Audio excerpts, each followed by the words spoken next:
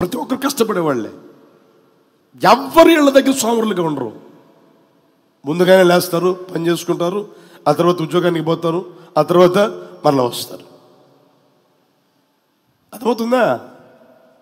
ప్రతి ఒక్కరూ మిలిటరీ చేయాల్సిందే. ఆడ మగ తేడా ఏమీ లేదు. ప్రతి ఒక్కరు 2 సంవత్సరాలు మిలిటరీ చేయాల్సిందే, మిలిటరీలో చేరాల్సిందే, ఉండాల్సిందే. ఇది ఏమీ లేని ఓడి మొదలుకొని ప్రధానమంత్రి పిల్లల వరకు ప్రతి ఒక్కరు యుద్ధానికి పోతారు, ప్రతి ఒక్కరు గన్ను పడతారు. ప్రతి ఒక్కరు మేము పోయాం కదా, ఇంత పిల్లలనే వాడి చేతిలో స్టన్ గన్ ఉంది, వాడి చేతిలో AK-47 ఉంది. చిన్న పిల్లలు. చురుకుదనం ఉండాలి, దేనికైనా చురుకుదనం ఉండాలి, సోమరిగా ఉండకూడదు. వాళ్ళ తిట్టేదానికి కారణం ఏంటి తెలిసిన? సోమరి అనకూడదు. కానీ తిని నిద్రపోమంటే నిద్రపోతారు. పూటకంత తిని పడుకోమని చెప్పు, 24 అవర్స్ నిద్రపోతారు.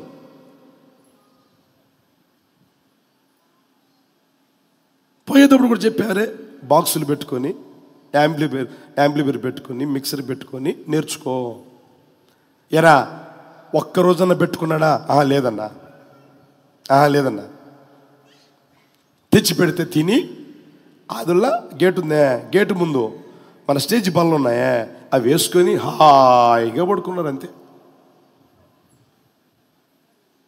వాళ్ళు నేను చూడలేదనుకుంటారు. నేను చూస్తాను, సిసి కెమెరాలు ఉన్నాయి కదా, ప్రపంచంలో నేడలో చూస్తా. హల్లెలూయా, హల్లెలూయా. అర్థమవుతుందా? కొంచెం మీకు చెప్తాను కదా, 100% నేను చేయలేను, మీరు చేయలేరు.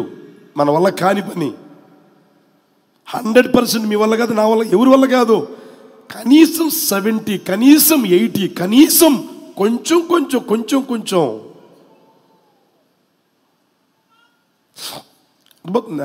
దేవుడు ఒకరిని ఆశీర్వదించాడంటే వాళ్ళు చురుకుదనం అనేది ఉంటుంది. హల్లెలూయా. చురుకుదనం అనేది ఉంటుంది. అది దయచేయును గాక.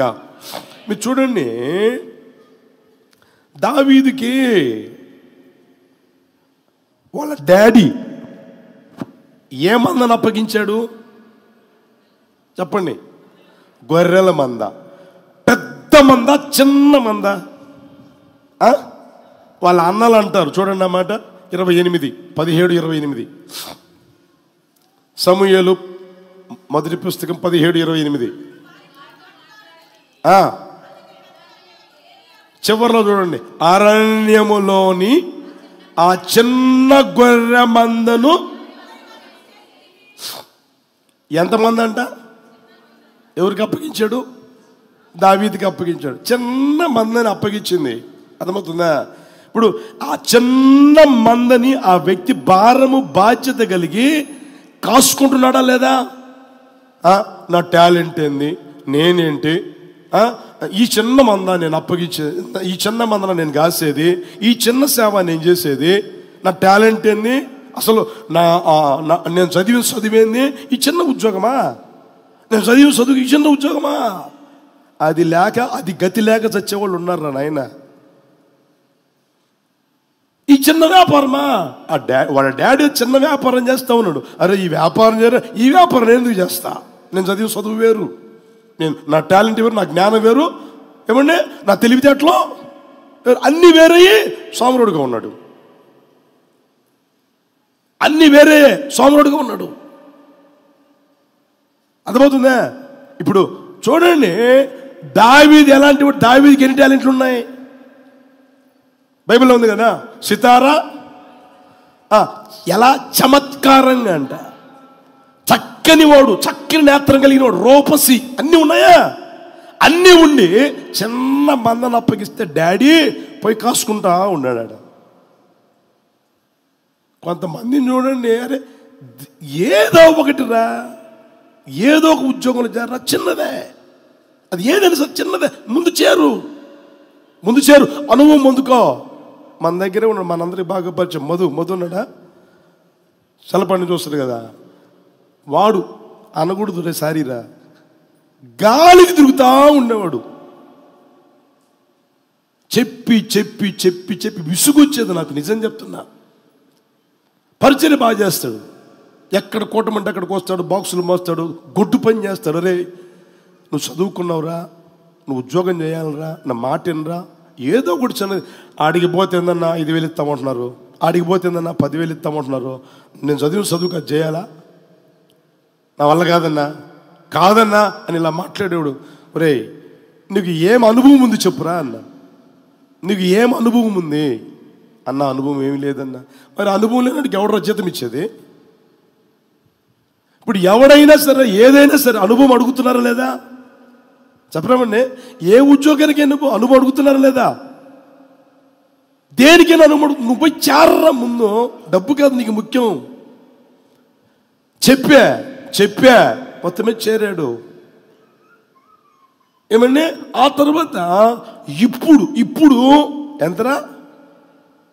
1,50,000 జీతం. ఎవరు సంపాదిస్తున్నారు? ఒకసారి చేతులు ఎత్తండి. నెలకి నాకు 1,00,000 వస్తున్న చేతులు ఎత్తండి. ఎవడన్నా ఉన్నారా? దేవుడు ఆ విధంగా ఆశీర్వదించాడు వాడిని. ఇంకనూ దేవుడు ఆశీర్వదించును గాక. హల్లెలూయా. ఇంకా నా బిడ్డను దేవుడు దీవించును గాక. హల్లెలూయా. మొన్నటి దాకా ఉగాండా దేశం నేను పోయానా? మీరు పోయారా? ఎవరన్నా చూసి వచ్చారా? వాడు చూసి వచ్చాడు. రేపు మరలా ఏదో దేశం పోతా ఉన్నాడు. ఏ దేశం? కంబోడియా పోతున్నాడు. దేవుడు ఆశీర్వదించాడు. నా మాట నేను దండం పెడతా, మీకు చేతులు దండం పెడతా, కాళ్ళు పట్టుకుంటా, కాళ్ళు కడగమన్నా కడుగుతా, నాకు ఇబ్బంది ఏమి లేదు. మీరు బాగుపడితే నాకు చాలు. హల్లెలూయా. యవనస్తులైనా ఏమన్నా నడి వయసులో ఉన్నవారైనా కాలం వెళ్ళబుచ్చుకోమకండి, టైం వేస్ట్ చేసుకోమకండి, ఎప్పుడు వేస్ట్ చేసుకోమకండి. చిన్నదైనా సరే ముందు చేరండి. చిన్న వ్యాపారమా అనుకోవద్దు, చిన్న ఉద్యోగమా అనుకోవద్దు, శాలరీ రాలేదా అనుకోవద్దు. శాలరీ కాదు నీకు ముఖ్యం, డబ్బు కాదు. యేసన్న గారు చెప్పేవాళ్ళు, డబ్బు కోసం నువ్వు పరిగెత్తకూడదురా, మీరు పరిగెత్తకూడదు, అది మీ వెంట రావాలి అని. హల్లెలూయా. ఆ విధంగా నా యేసయ్య చేయును గాక. ఆయన అంటున్నాడు, బళా చెప్పండి గట్టిగా, నమ్మకమైన మంచి దాసుడా, నిన్ను అనేకమైన వాటి మీద నేను నిన్ను నియమిస్తా ఉన్నాను. నీ యజమాను సంతోషంలో నీవు యేసయ్యకి మహిమ కలుగును గాక. ఆ స్థితిలోనికి ప్రతి ఒక్కరిని ప్రభు తీసుకుని వచ్చును గాక. రావాలనుకున్నప్పుడు మొదటిది భయపడకుండా నువ్వు ఉపయోగించాలి తలాంతుల్ని.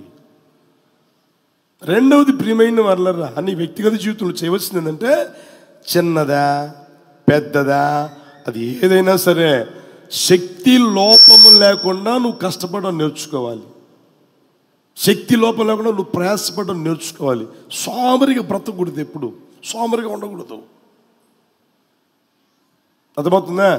అటు కృప దయచేయును గాక. హల్లెలూయా. ఇంకొక మాట చెప్పి ముగిస్తాను చూడండి, ఒక్క 5-10 నిమిషాల్లో ముగించేస్తా. 25 మత్తయి సువార్తమానం 25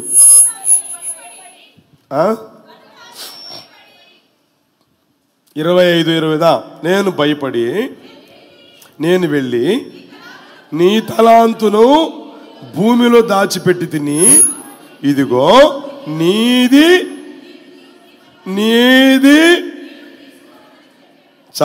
తలపైకి ఎత్తండి. 5 తలాంతులు, 2 తలాంతులు, 1 తల. 5 సంపాదించాడు, 2 సంపాదించాడు, 1 చెప్పండి భూమిలో దాచిపెట్టాడు. అంటే దేవుడు తలాంతులు ఇస్తాడు, నువ్వు భయపడకుండా ఉపయోగించాలి. దేవుడు తలాంతులు ఇస్తాడు. అర్థమవుతుందా? నీ జీవితంలో సోమరిగా ఉండకుండా చురుకుదనం కలిగి కష్టపడాలి. ఇక్కడ మీరు చూస్తే ప్రియమైన వాళ్ళరా, దేవుడు తలాంతులు ఇస్తాడు. ఆ ఇచ్చిన తలాంతులు నువ్వేం చేయాలి అంటే సరిగా ఉపయోగించడం కూడా నేర్చుకోవాలి. అంటే నేనున్నానని గుర్తు చేసుకోవాలా, అంతే కదా? హల్లెలూయా. సరిగా చెప్పండి, తలాంతులు ఇస్తాడు, నాకు ఇస్తాడు, మీకు ఇస్తాడు. సరిగా ఉపయోగించాలి. ఏదో ఉపయోగించావులే అంటే ఉపయోగించడం కాదు. అర్థమవుతుందా? మీకు మామూలుగా ఒకసారి చెప్పాను అనుకుంటా, మరలా చెప్తాను వినండి. ఓ పాస్టర్ గారు, పెద్ద పాస్టర్ గారు, ఆయన దగ్గర చాలామంది సేవకులు ఉన్నారు. ఒక రోజున ఆయన కుమారుని, పాస్టర్ గారి కుమారుని పిలిచి సరుకులు లేపోరా అని చెప్పేసి అని ఇంత బుడుకుని రాసిచ్చి మందిరంలో కొడుకుని, ఆ తర్వాత అక్కడ ఉన్న ఒక సేవకుని ఇచ్చి పంపించారు. మార్కెట్కి వెళ్ళారండి, అన్నీ తీసుకున్నారు, బయలుదేరి వస్తూ ఉన్నారు. ఆ రోజుల్లో రిక్షాలు ఇవన్నీ లేవు కదా, తోపుడు బండి కదా, మనిషి చూసుకొని పోతారు కదా, లాక్కుండా పోతారే, ఆ విధంగా లాక్కొని పోతా ఉన్నారు. ఆడికి వచ్చేసరికి కమ్మగా వాసన వచ్చింది, బిర్యానీ వాసన వచ్చేసరికి రే ఆపు అని ఆపిచ్చి బిర్యానీ తిందామా అన్నాడంట. పాస్టర్ గారి కొడుకు బిర్యానీ తిందామా అన్నాడంట. అయ్యగారు మందిరం ఇంకెంత దగ్గరకు వచ్చేసింది కదా, అక్కడికి పోతే మనకి టయానికి చేసి పెడుతున్నారు కదా, అక్కడికి పోయి మనం తిందాం అని అంటే, ఏయ్ తిందాం అని అన్నాడంట.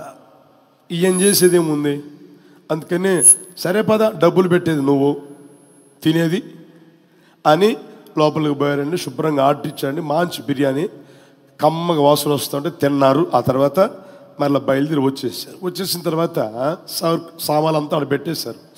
పాస్టర్ గారికి లెక్క అప్పగించాలి కదా, అయిన పైసలు, ఆ చీటీ, ఇదిగో డాడీ ఎంత అయింది, ఎంత మిగిలింది అని లెక్క చూపిస్తే, మరి అయింది ఎంత ఉంది, ఇచ్చింది ఎంత ఉంది, మరి మిగిలింది ఏమైంది, మిగతాది రాలేదు కదా, ఏం తక్కువైంది అని అంటే అడిగితే, డాడీ వస్తా ఉంటే బిర్యానీ తినొచ్చినామా అన్నాడంట. అవునా, ఆకలి అయితే తిన్నావా, చేతిలో డబ్బు ఉందని తిన్నావా? అర్థమైందా? ఆకలి అయిందని బిర్యానీ తిన్నావా, చేతిలో డబ్బుందని తిన్నావా? డాడీ ఆకలి అయితే కాలేదు కానీ వాసన బాగా వచ్చింది డాడీ, తినాలనిపించి తిన్నాము అన్నాడంట. కుమారుడు కదా, ఏమనకుండా పోయి ఉపవాసం ప్రార్థన చేసుకోపోవాడంట. ఆకలి తింటే తప్పులేదు, సరిగా ఉపయోగించినట్టు. ఆ పైసలు చెప్పండి సరిగా ఉపయోగించినట్టు, ఆ తలాంతు సరిగా ఉపయోగించినట్టు. ఆకలి తినొచ్చు, తప్పులేదు. చేతుల్లో పైసలు ఉన్నాయని ఎవరు తెరవరేమండి. ఈరోజు చూడండి, మీరు మీ వ్యక్తిగత జీవితంలో దేవుడు తలాంతుని ఇస్తాడు, నాకు ఇస్తాడు, నీకు ఇస్తాడు. అర్థమవుతుందా? దేవుడు నీకు ఒక అధికారం ఇచ్చాడు అనుకో, ఆ అధికారం ఎలా ఉపయోగించాలి? ఇప్పుడు చెప్పండి, సరిగా ఉపయోగించాలి దాన్ని. నీ కోసం కదా ఉపయోగించాల్సింది, నీ స్వలాభం కోసం లేదా ఏమంటే సొంత దానికోసం కదా ఉపయోగించాల్సిందే. లంచం వస్తుంది, లంచం సంపాదించుకుందాం, డబ్బు సంపాదించుకుందాం, దానికి కాదు దేవుడు నీకు అధికారం ఇచ్చింది. అర్థమవుతుందా? నీ జీతం నీకు వస్తుంది, నీకు అధికారం ఎందుకు ఇచ్చాడు? జనాలకి నేను చూస్తున్నారు, మేమంతా మౌనంగానే ఉన్నాం, మౌనమే మా అంగీకారం అనే. దేవుడు ఉద్యోగం ఇచ్చింది ఎందుకు? వ్యాపారం ఇచ్చింది ఎందుకు? వ్యాపారంలో పైసలేనా, ఏమంటే ఉద్యోగంలో పైసలేనా ఇచ్చిందెందుకు? దేవుడు నీకు ఒక స్థానం ఇచ్చిందెందుకు? దేవుడు నీకు ఒక స్థితి ఇచ్చిందెందుకు? దేవుడు నీకు ఒక అధికారం ఇచ్చిందెందుకు? దేవుడు ఒక ఘనత కలిగిన ఆ పాత్రగా చేసి ఒక స్థానంలో ఉంచిందెందుకు? అనేకులకి నీవు ఉపయోగపడతావని, సరిగా ఉపయోగిస్తావని కదా. అర్థమైందా? అది ఏదైనా సరే తలాంతులు దేవుడు నీకు ఎందుకు ఇస్తాడై అంటే సరిగా ఉపయోగించుకునేదానికి, పాతి పెట్టుకునేదానికి కాదు. దాన్ని గుర్తెరుగుదువు గాక. హల్లెలూయా. ఏ రోజైనా సరే ప్రియమైన వాళ్ళరా, మీకు చెప్తున్నాను కదా, దేవుడు మనం ఎంతైనా ఘనపరచుని, ఏ స్థాయికైనా తీసుకుపోని, ఏ స్థితికైనా తీసుకుపోని, దేవుడు నన్ను ఎందుకు తీసుకొచ్చాడు ఇక్కడికి? హల్లెలూయా. హల్లెలూయా. ఈ అధికారం నాకు ఎందుకు ఇచ్చాడు? ఎంఆర్ఓగా నన్ను ఎందుకు చేశాడు? ఎండిఓకి ఎందుకు పెట్టాడు? ఎంఈఓకి ఎందుకు చేశాడు? ఒక వార్డు కౌన్సిలర్గా నన్ను ఎందుకు గెలిపించాడు? నన్ను ఎందుకు ఉంచాడు? లేదా ఒక ఎమ్మెల్యేగా, లేదా ఒక ఎంపీగా, లేదా ఒక చీఫ్ మినిస్టర్గా పెట్టాడా? ఎందుకు పెట్టాడు అనేది నువ్వు గ్రహించి సరిగా ఉపయోగించాలి. నీకు ఇచ్చిన తలాంతుని. వ్యాపారం చేయి, సరిగా వ్యాపారం చేయి. బైబిల్లో ఉంది కదా, హెచ్చు తగ్గులు తూనికిరాళ్ళు నీ సంచిలో ఉండకూడదే. హెచ్చు తగ్గులు తూనికరాలు ఉంటాయే, సంచిలో ఉండకూడదు. ప్రియమైన వాళ్ళు సరిగా ఉపయోగించాలి. ఆ స్థితిలో నువ్వు ప్రభు తీసుకుని వచ్చును గాక. హల్లెలూయా.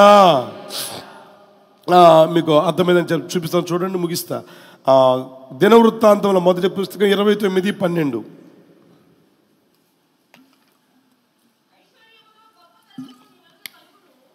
జాగ్రత్తగా చూడండి. 1 ఐశ్వర్యం, గొప్పతనం, బలము, పరాక్రమము, హెచ్చించేవాడు, బలమిచ్చేవాడు. ఇవన్నీ తలాంతులు అనుకోండి. అర్థమవుతుందా? ఐశ్వర్యం ఇచ్చాడు, గొప్పతనం ఇచ్చాడు, బలం ఇచ్చాడు, పరాక్రమం ఇచ్చాడు, హెచ్చింపు ఇచ్చాడు. ఏమండి, ఇవన్నీ ఇచ్చాడు. ఎందుకు ఇచ్చాడు?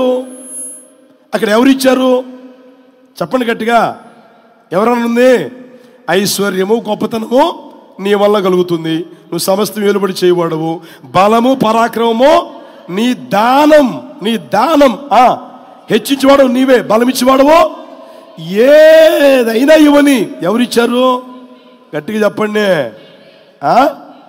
మరి ఇచ్చిన దాన్ని సరిగా ఉపయోగిస్తున్నావా?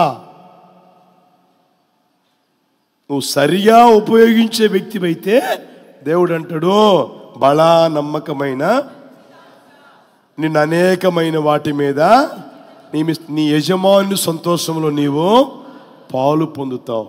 హల్లెలూయా. అన్నీ దేవుడు ఇస్తాడండి. కాదనట్లయితే నువ్వు సరిగా ఉపయోగించాలి. అర్థమవుతుందా? సరిగా ఉపయోగించుకుని నువ్వు నేర్చుకోవాలి. ఎప్పుడు ఒకరిని చూడకూడదు.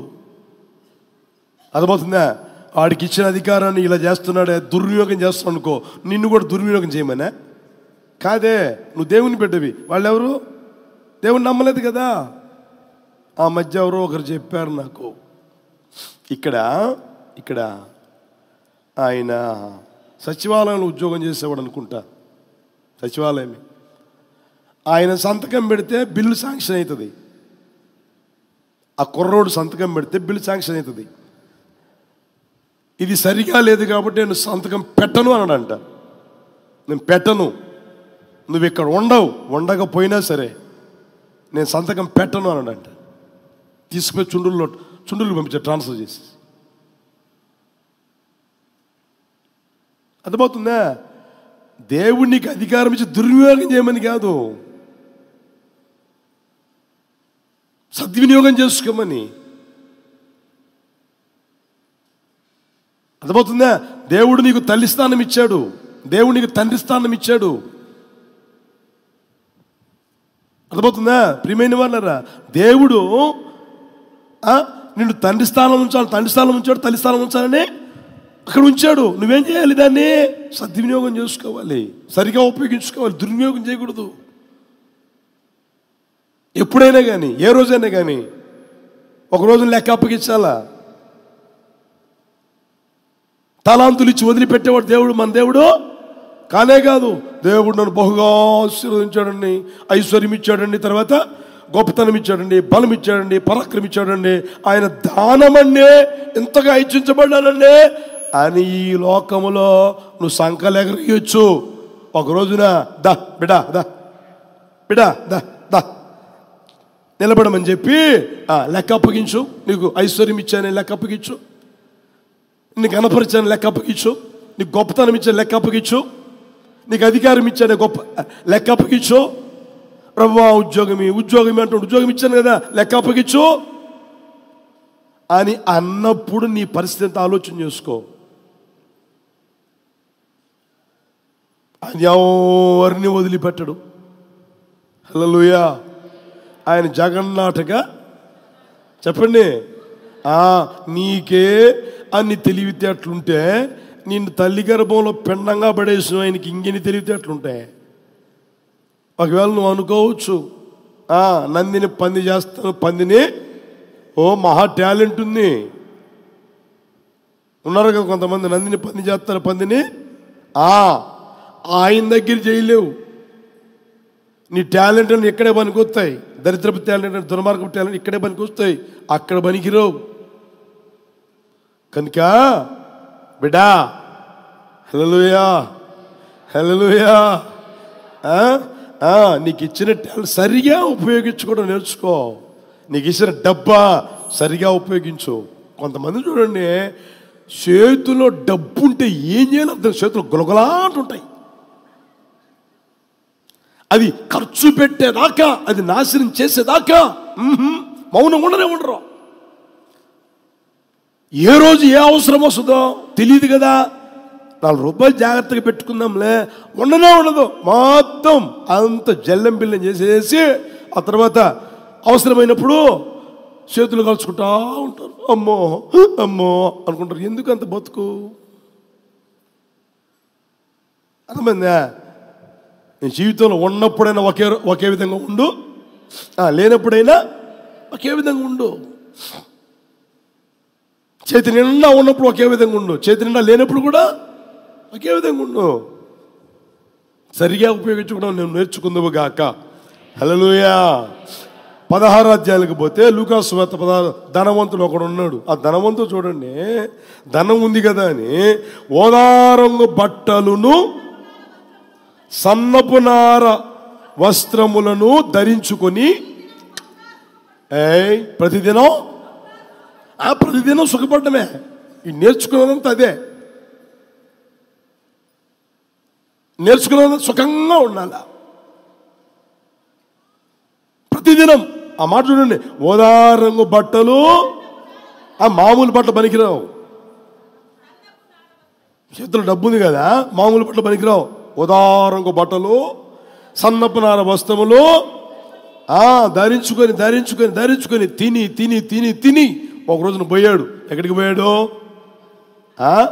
కొంచెం ఆలోచన చేసుకోండి. సరిగ్గా ఉపయోగించుకోవడం నేర్చుకో.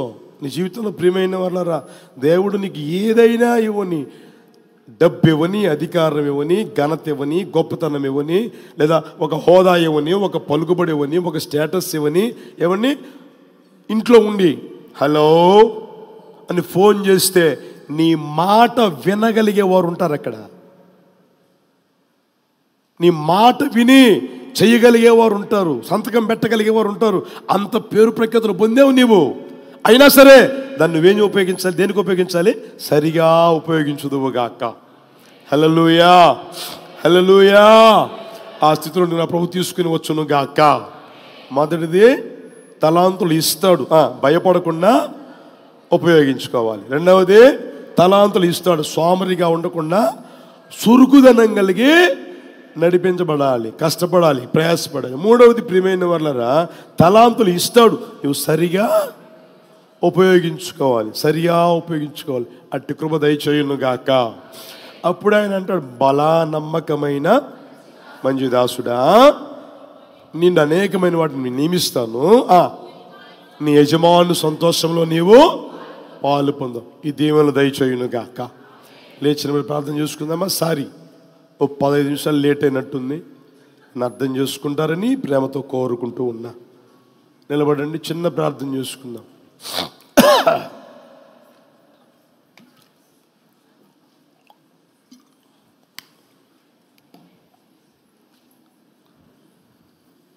ఒక క్షణం చేతులెత్తి చిన్న ప్రార్థన చేసుకుందాం. మా ప్రార్థించి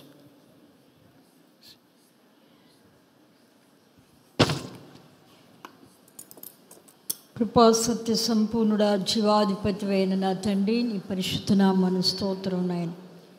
గడిచిన పునరుత్థాన దినం నుండి ఈ దినం వరకు ఆరోగ్యకరమైన కృప కలిగిన మీ రెక్కల నీడలో దాచి కాపాడి నాయన, సజీవులుగా బ్రతికించి పునరుత్థాన దినాన మొదటి ఆరాధనలో చేరి మీ నామాన్ని స్తుతించడానికి మీరు చూపిన వాత్సల్యాన్ని బట్టి నిండు మనసుతో మీ కృతజ్ఞతాస్తుతులు చెల్లిస్తున్నాం. పాటలు, సాక్ష్యాలు, ఆత్మారాధన ద్వారా మీరు మహిమను పొందారు.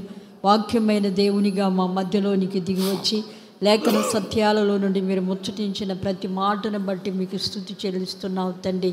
ఎవరి సామర్థ్యాన్ని బట్టి వారికి అనుగ్రహించునను లేఖనములో నుండి ప్రభా నీకు స్తోత్రం. మీరు తేటగా ముచ్చటించారు తండ్రి, నీకు స్తోత్రం నైనా. దయగలిగిన దేవా నీకు స్తోత్రం. తలాంతులను అనుగ్రహించినటువంటి మీరు నైనా నీకు స్తోత్రం తండ్రి. లెక్క చూసే దినం ఒకటి ఉందని, ఆ దినాన లెక్క అప్పగించాలని ప్రభా మీరు సెలవిచ్చి ఉన్నారు తండ్రి. నీ దయ ద్వారా పొందినటువంటి ప్రతి దానిని కూడా తండ్రి నీ ఎదుట మేము లెక్క అప్పగించవలసిన వారము గనుక తండ్రి భయముతో వినయముతో నడిపించబడటానికి దయతో మీరు సహాయము చేయని నైనా నీకు స్తోత్రాలు తండ్రి. మీపై ఉన్న నాయకులు దుఃఖముతో దాన్ని చేసిన ఎడల మీకు ప్రయోజనమేమని లేఖనము సెలవిచ్చుచూ ఉండగా తండ్రి నీకు స్తోత్రం నైనా. దయగలిగిన దేవా నీకు స్తోత్రం తండ్రి. దుఃఖముతో శ్రమతో జరిగించే విధంగా ఉండక సంతోషంగా తండ్రి నీకు స్తోత్రం నైనా జరిగించే విధంగా నడిపించబడటానికి ప్రతి ఒక్కరికి కూడా కృపను మీరు అనుగ్రహించి మహిమను పొందమని ప్రార్థిస్తున్నాము తండ్రి. మీరు సహాయము చేయండి. దయగలిగిన దేవా నమ్మకమైన వారిగా యజమాని యొక్క సంతోషములో పాలు పంపులు పొందేవారిగా అనేకమైన వాటి మీద నియమించబడే వారిగా ప్రతి ఒక్కరి యొక్క కుటుంబాలు వ్యక్తిగత జీవితాలు మార్చబడటానికి కృపనివ్వండి. ఆత్మీయతలో కూడా ఉన్నతమైన అనుభూతిలోనికి నడిపించబడటానికి కృప దయచేయండి. సోమరితనం ఉండకూడదని మీరు సెలవిచ్చి ఉన్నారు ప్రభా. దయగలిగిన తండ్రి నీకు స్తోత్రం నైనా. సోమరితనాన్ని విడిచిపెట్టి చురుకుగా ఉండుట భాగ్యమని లేఖనాలు సెలవిచ్చుచూ ఉండగా నిశ్చయముగా ప్రతి ఒక్కరూ కూడా చురుకుదనము కలిగి నడిపించబడటానికి సహాయం చేయండి. సోమరితనాన్ని, నిద్రాత్మను, నిర్లక్ష్యాన్ని యేసుక్రీస్తు నామములు తొలగించండి నాయన. దేవుని భయము కలిగి తండ్రి దేవుని సన్నిధిలో నైనా దేవుడు అప్పగించిన వాటిలో నమ్మకంగా నడిపించబడటానికి సహాయము చేయండి. యేసయ్యా మీకు స్తోత్రాలు తండ్రి. కృపగలిగిన దేవా నీకు స్తోత్రం తండ్రి. దేవుడు అనుగ్రహించినటువంటి అయ్యా నీకు స్తోత్రం. వాటన్నింటి విషయములో కూడా ప్రభా సమర్థవంతంగా నడిపించబడగలిగినటువంటి కృప దయతో ప్రతి ఒక్కరికి కూడా దయచేయండి. యేసయ్యా నీకు స్తోత్రం తండ్రి. బలమును, ఘనతను, ఐశ్వర్యాన్ని తండ్రి మా పితుడికి ఇచ్చి మీరు హెచ్చించి గొప్ప చేసినటువంటి శక్తి కలిగిన దేవుడు గనుక తండ్రి ఈ కడవరి దినాలలో ప్రభా ప్రతి ఒక్కరూ కూడా ప్రభా మీకు స్తోత్రం తండ్రి. మీరు అనుగ్రహించినటువంటి ప్రతి దానిని కూడా ప్రభా సమర్థవంతంగా జరిగించి నీ ఎదుట నిలిచే వారిగా ప్రతి వారిని కూడా దయతో మీరు మార్చండి. కృపగలిగిన తండ్రి కూడి వచ్చిన నీ బిడ్డలందరినీ ఆశీర్వదించండి. కుటుంబాల్లో సమృద్ధినివ్వండి, శరీరాల్లో ఆరోగ్యాన్ని ఇవ్వండి. ఆత్మీయముగా చక్కగా ఎదిగి పరిపూర్ణులుగా మార్చబడి మీ రాక కొరకు సిద్ధపడే కృప దయచేయండి. ప్రత్యక్ష ప్రసారాల్లో పాలు పంపులు పొందిన కుటుంబాలను కూడా నిండారులుగా మీరు ఆశీర్వదించండి ప్రభా. దయగలిగిన తండ్రి మీరు అప్పగించిన దాన్ని అంతం వరకు కాపాడుకొని నీ రాక కొరకు సిద్ధపడే కృప ప్రతి వారికి దయచేయండి. ఇప్పటి వరకు మా మధ్యలో సంచరించి ఆరాధన ఆశీర్వాదకరంగా జరిగించారు. సేవకులను అభిషేకించి వాడుకున్నారు. ఇంకను మీరు బలపరచండి. సంపూర్ణమైన ఆరోగ్యాన్ని, సత్తువను, బలాన్ని మీరు అనుగ్రహించి కొలతలేని ఆత్మశక్తితో నింపి నూతనమైన వాక్కులనిచ్చి ప్రభా మీ పరిచర్యలో బలపరిచి వాడుకొని మహిమను పొందుకునండి. తీర్మానము చేసిన ప్రతి ఒక్కరిని తీర్మానములో స్థిరపరిచి ప్రభురాకు కొరకు సిద్ధపరచమని యేసు నామములో అడుగుచున్నాము తండ్రి. ఆమేన్. మన ప్రభువైన యేసుక్రీస్తు కృప, తండ్రి అయిన దేవుని ప్రేమ, పరిశుద్ధాత్మని అన్యోన్య సహవాసం ఇప్పుడు ఎల్లప్పుడు సదాకాలం మనకును సకల పరిస్థితులకు తోడై నడిపించును గాక. ఆమేన్. ప్రభువు అందరిని నిండారులుగా దీవించును గాక.